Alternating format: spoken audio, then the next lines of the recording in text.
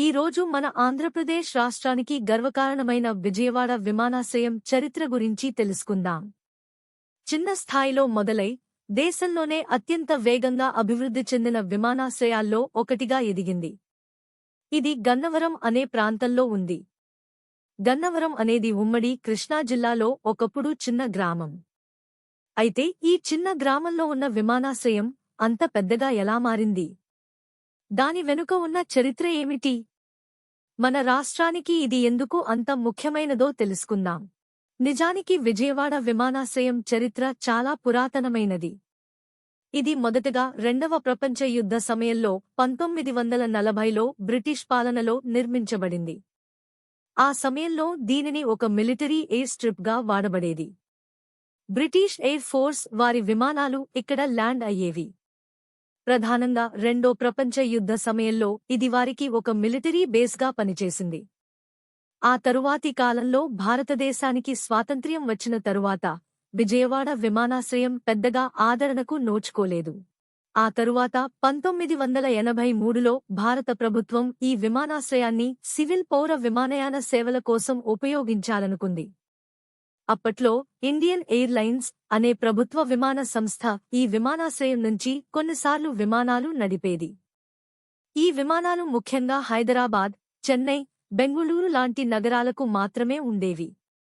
అయితే ప్రయాణికుల సంఖ్య తక్కువగా ఉండటంతో ఇది అంతగా వృద్ధి చెందలేదు.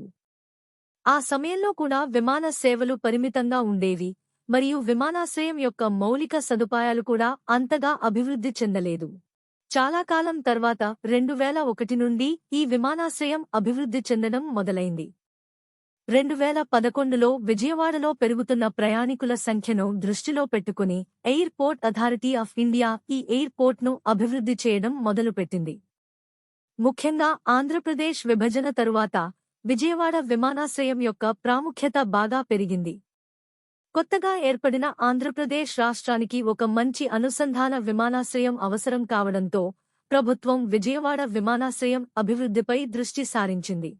ఈ సమయంలో విమానాశ్రయంలో అనేక కొత్త సౌకర్యాలు మరియు సేవలు ప్రారంభించబడ్డాయి మరియు అనేక విమానయాన సంస్థలు విజయవాడ నుండి తమ సేవలను ప్రారంభించాయి.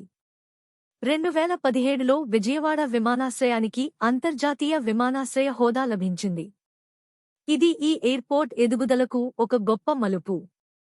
ఎందుకంటే ఇది ప్రాంతీయ అనుసంధానతను మెరుగుపరిచింది మరియు ఆర్థిక అభివృద్ధిని ప్రోత్సహించింది.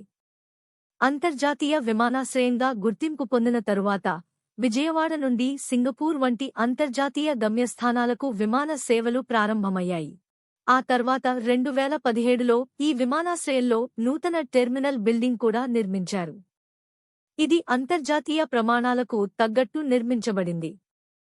2018లో ఈ ఎయిర్పోర్ట్కు అంతర్జాతీయ స్టేటస్ కూడా ఇచ్చారు. ఇదే ఏడాది విజయవాడ నుండి సింగపూర్కు డైరెక్ట్ ఫ్లైట్ నడిపారు. ప్రస్తుతం విజయవాడ ఎయిర్పోర్ట్ అనేక దేశీయ మరియు కొన్ని అంతర్జాతీయ రూట్లకు సేవలు అందిస్తోంది. ఇక్కడి నుండి రోజూ ఢిల్లీ, ముంబై, బెంగుళూరు, చెన్నై, హైదరాబాద్, విశాఖపట్నం లాంటి నగరాలకు డైరెక్ట్ ఫ్లైట్స్ ఉన్నాయి. ఈ విమానాశ్రయం మొత్తం సుమారు 500 ఎకరాలకు పైగా విస్తరించి ఉంది. ఇక రన్వే పొడవు సుమారు 2500 మీటర్లు. అంటే పెద్ద బోయింగ్ విమానాలు కూడా ల్యాండ్ అయ్యేలా ఇక్కడ ఏర్పాటు అయితే ఉంది. ఇక్కడ అత్యాధునిక క్యాట్ ల్యాండింగ్ సిస్టమ్ కూడా అందుబాటులో ఉంది. అంటే పొగ, వర్షం లాంటి వాతావరణంలో కూడా విమానాలు సురక్షితంగా ల్యాండ్ అవుతాయి. విజయవాడ అంతర్జాతీయ విమానాశ్రయం భవిష్యత్తులో మరింత అభివృద్ధి చెందడానికి అవకాశం ఉంది. ప్రభుత్వం విమానాశ్రయాన్ని మరింత విస్తరించడానికి మరియు ఆధునీకరించడానికి ప్రణాళికలు రూపొందిస్తోంది. కొత్త టెర్మినల్ భవనాలు, అదనపు రన్వేలు మరియు ఇతర సౌకర్యాల అభివృద్ధి వంటి ప్రాజెక్టులు పరిశీలనలో ఉన్నాయి. ఈ అభివృద్ధి ప్రణాళికలు పూర్తయితే విజయవాడ విమానాశ్రయం ప్రాంతీయ మరియు అంతర్జాతీయ అనుసంధానతలో మరింత ముఖ్యమైన పాత్ర పోషిస్తుంది. ఈ విధంగా విజయవాడ అంతర్జాతీయ విమానాశ్రయం ఒక గొప్ప చరిత్రను కలిగి ఉంది మరియు ఆంధ్రప్రదేశ్ రాష్ట్ర అభివృద్ధిలో ఒక ముఖ్యమైన భాగంగా మారింది. ఈ విమానాశ్రయం గత కొన్ని దశాబ్దాలలో గణనీయమైన వృద్ధిని సాధించింది మరియు భవిష్యత్తులో కూడా ఇది మరింత అభివృద్ధి చెందడానికి అవకాశం ఉంది. ఈ వీడియోలో మనం విమానాశ్రయం యొక్క చరిత్ర, ప్రస్తుత స్థితి, మౌలిక సదుపాయాలు మరియు ప్రాముఖ్యత గురించి తెలుసుకున్నాం.